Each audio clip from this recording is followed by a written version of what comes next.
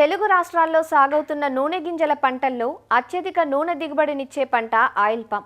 1 ఎకరా oil palm తోట నుంచి సాలిన 15 నుంచి 18 టన్నుల వరకు అత్యధిక గెల దిగుబడి పొందే అవకాశం ఉంది. అధిక ఉత్పాదక సామర్థ్యం కలిగిన ఈ తోట పంటకు పోషకాల అవసరం కూడా అధికంగానే ఉంటుంది. అవసరం మేరకు అందించకపోతే పోషక లోపాలు ఏర్పడి దిగుబడులపై ప్రభావం పడుతుంది. దీనితో పాటు నీటి యాజమాన్యం, కలుపు నివారణ, కొమ్ము పురుగును సకాలంలో నివారించుకోగలిగితే నాణ్యమైన దిగుబడులు పొందే అవకాశం ఉందంటూ వివరాలు తెలియజేస్తున్నారు ఆచార్య ఎన్జీ రంగా వ్యవసాయ విశ్వవిద్యాలయం, పార్వతీపురం, మన్యం జిల్లా రస్తకుంటబాయి కృషి విజ్ఞాన కేంద్రం ఉద్యాన శాస్త్రవేత్త డాక్టర్ ఎస్ శ్రీనివాసరాజు. ఈ మధ్య కాలంలో విపరీతంగా పెరుగుతున్న పంట మనకి ఈ ఆయిల్ పామ్. సంవత్సరం పొడవునా మంచి దిగుబడి రావాలంటే వేసవిలో చేయాల్సిన మన సాగు యాజమాన్య పద్ధతులైన నీరు, ఎరువు, అదేవిధంగా పురుగు తెగుళ్ళ యాజమాన్యం అనేది కీలక పాత్రను పోషిస్తాయి. కాబట్టి ముందుగా మనకి ఈ ఆయిల్ పామ్ పండించాలంటే ముందు కావాల్సింది ఏంటి చూసుకుంటే సుమారు ఒక సంవత్సరం పొడవునా 150 సెంటీమీటర్ల వర్షపాతం ఉన్న ప్రాంతాలు సాగుకు అనుకూలమైన ప్రాంతాలు.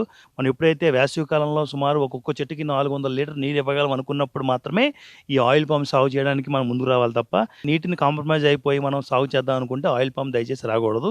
ఈ నీటిని ఏం చేస్తామంటే మన డ్రిప్ పద్ధతిలో ఏం చేస్తాం, 4 జెట్స్ అనేది 4 పక్కల పెట్టుకొని 8 లీటర్లు ఒక గంటకు వచ్చేటట్టు చూసుకొని ఒక 5 గంటలు పారించినట్లయితే 160 లీటర్లు ఒక 5 గంటలకి మనకి తలుస్తుంది. అలాంటిది చిన్న చెట్లు అయితే సరిపోతుంది, కానీ 3 సంవత్సరాల వయసు పడిన ప్రతి చెట్టుకు కూడా రెగ్యులర్గా ప్రతిరోజు కూడా 200 నుంచి 250 లీటర్ నీటి ఒక రోజుకి కావాలి.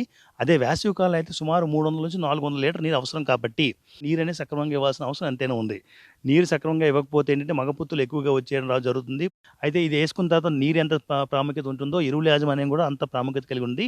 అయితే ఎరువుల యాజమాన్యంలో ఏంటంటే ఏదైతే గుంటలు తవ్వుతాం 60 సెంటీమీటర్లు పొడవు వెడల్పు లోతుతో మనం గుంటలు తవ్వుకొని దాంట్లో చివికిన పశువుల ఎరువులో మనం ట్రైకోడర్మా అభివృద్ధి పరిచిన పశువుల ఎరువుని మనం డెవలప్ చేసుకొని దాన్ని మనం చేసుకుంటే రాబోయే రోజుల్లో గ్యానోడర్మా విల్ట్ని చాలా వరకు మనం కంట్రోల్ చేసుకోవడానికి ఆస్కారం ఉంటుంది. కాబట్టి దాంతోపాటు 500 గ్రాములు ఎస్ఎస్సి సింగిల్ సూపర్ ఫాస్ఫేట్ రెండింటిని కలుపుకొని వీలైతే క్లోరిపైరిఫస్ డస్ట్ని కూడా కొంచెం చెదలు రాకుండా చూసుకొని మనం గుంతల్లో నింపుకొని ఈ సరైన పద్ధతిలో 50 మొక్కలు కానీ చతురస్రాక పద్ధతిలో 50 మొక్కలు 57 మొక్కలు త్రిభుజాకార పద్ధతిలో వేసుకున్నట్లయితే మనకి బాగా సక్రమంగా ఉంటుంది. అది అయిన తర్వాత ఎరువుల యాజమాన్యం చూసుకున్నట్లయితే మొదట 3 నెలలు తప్పించి సంవత్సరం పొడవునా దీనికి మనకి ఎరువుల యాజమాన్యం చాలా అవసరము. Urea, super, potash, boron, magnesium sulphate అనేది తగు మోతాదులో మనకి 4 నెలలకు ఒకసారి 3 సార్లు మనం ఇచ్చినట్లయితే మనకి ఎక్కువ దిగుబడి వస్తుంది. దానికోసం ఏం చేస్తామంటే మొదటి సంవత్సరంలో యూరియా వచ్చేసి 780 గ్రాములు, అదేవిధంగా సింగిల్ సూపర్ ఫాస్ఫేట్ వచ్చేసి 1250 గ్రాములు, మ్యూరేట్ ఆఫ్ పొటాషు 667, మెగ్నీషియం వచ్చేసి 125 గ్రాములు, బోరాను 25 గ్రాములు వేసుకోవాలి. అదే రెండో సంవత్సరం చూసుకున్నట్టయితే అదే యూరియాని 1740 గ్రాములు, 2500 గ్రాములు super phosphate, muriate of potassium వచ్చేసి 1333 వేసుకొని మెగ్నీషియం, బోరాన్ వచ్చేసి మెగ్నీషియం 250 గ్రాములు, బోరాన్ వచ్చేసి ఒక 50 గ్రాములు వేసుకోవాలా. అదే 3 సంవత్సరాలు అంతకన్నా దాటిన తర్వాత అంటే చెట్టు దాటిన తర్వాత మనకి యూరియా వచ్చేసి 2610 గ్రాములు, అదే సింగిల్ సూపర్ ఫాస్ఫేట్ వచ్చేసి 3750 గ్రాములు, ఎంబీపీ మ్యూరేట్ ఆఫ్ పొటాష్ అనేది 2000 గ్రాములు, అదేవిధంగా మెగ్నీషియం 500 గ్రాములు, బోరాన్ వచ్చేసి 100 గ్రాములు. ఈ విధంగా 3 అంతకన్నా ఎక్కువ అయితే ఈ దఫల్లో మనం ఎరువులు వేసుకొని 3 నెలల వ్యవధిలో 4 సార్లు లేకపోతే 4 నెలల వ్యవధిలో 3 సార్లు ఎలాగైనా వేసుకున్నట్టయితే మనకి ఆయిల్ పాములు ఎక్కువ దిగుబడి రావడానికి ఎక్కువ ఆస్కారం ఉంటుంది. దీంతో పాటు కలుపు. సో దీనికోసం ఏం చేస్తామంటే మనం మనుషులతో కలుపు తీసుకోవడం మొత్తము చెట్టు చుట్టూ తీయాలి. అదేవిధంగా పొలం చుట్టూ తీసినట్టయితే మనకి శుభ్రపరచడం వల్ల తెగుళ్ళు కూడా కొంచెం తక్కువగా వస్తాయి. ఈ తెగుళ్ళు పురుగులు చూసినట్టే మనకి ఎక్కువగా వచ్చేది ఆయిల్ పామ్లో ఒక తెగులు పురుగు. ఒక తెగులు వచ్చేసి మనకి ఈ మువ్వకుళ్ళు జరుగుతుంది. మువ్వాకు అనేది మొత్తం అంతా ఎండిపోవడం జరుగుతుంది. ఇంకా విపరీత స్థితిలో అంటే మువ్వ లాగితే మొత్తం వచ్చేస్తుంది. దీని నివారణకు మనం ఏం చేయాలంటే మెట్లాక్సిల్ మందు 2 గ్రాములు 1 లీటర్ నీటికి, లేదా కార్బనిజం మందు 1 గ్రాము లీటర్ నీటికి మార్చి మనం వేసినట్లయితే చాలా వరకు ఈ మువ్వకుళ్ళని మనం సమర్థవంతంగా నివారించవచ్చు. ఇంకోటి నెక్స్ట్ వచ్చేది అనేది కొమ్ము పురుగు. ఈ కొమ్ము పురుగు అనేది ఎక్కువగా మనకి ఈ ప్యాడ్లో ఉంటుంది. కాబట్టి ప్యాడ్ని ఎప్పుడు గెత్తం రూపంలో మనం ఇచ్చినప్పుడు చివికిన గెత్తం మాత్రమే మనం వేసుకుంటే చాలా బాగుంటుంది, దాన్ని నివారించవచ్చు. అలాంటి చివికిన పశువుల ఎరువులతో ట్రైకోడర్మా అభివృద్ధి పరిచిన దాన్ని మాత్రమే మనము ఈ ప్రధాన పొలంలో చెట్టు మొదల్లో మనం వేసుకోవాల్సిన అవసరం ఎంతైనా ఉంది.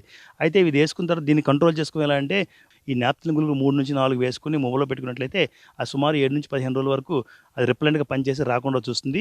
దాంతో పాటు ఫెరోమోన్ ట్రాప్ పెట్టి ఆ బకెట్స్‌ని పెట్టి ఆ లూరువు అనేది ఆ విధంగా కూడా కొంత కలెక్ట్ చేసి దాన్ని చంపడం జరుగుతుంది. మనకి ఎర్లీ స్టేజ్‌లో 3-5 సంవత్సరాల వరకు మనకు దిగుబడి చూసినట్లయితే గెల అనేది చాలా చిన్నగా ఉంటే 10 కేజీల గెల మాత్రమే ఉంటుంది. దిగుబడి అనేది ఒక 6 టన్నుల వరకు రావడం జరుగుతుంది. అది 5 సంవత్సరాల నుంచి 6 సంవత్సరాల నుంచి 15 సంవత్సరాల వరకు అయినట్లయితే ఇది యాక్టివ్ స్టేజ్ అంటాము. ఈ స్టేజ్‌లో మనకి గెల అనేది 25 కేజీల వరకు ఉంటుంది ఒక్కొక్క గెల. దాంతో పాటు దిగుబడి అనేది ఒక 10-14 టన్నులు అనేది ఒక ఎకరానికి రావడం జరుగుతుంది. అదేవిధంగా మనకి 16 సంవత్సరాలు దాటిన పైబడినంతా కూడా ఒక స్థిరీకరణలో వస్తుంది కాబట్టి అక్కడ గెలలో 30-35 కేజీలు ఉన్నప్పటికీ కూడా దిగుబడి అనేది ఒక 10 టన్నులు మాత్రమే రావడం జరుగుతుంది.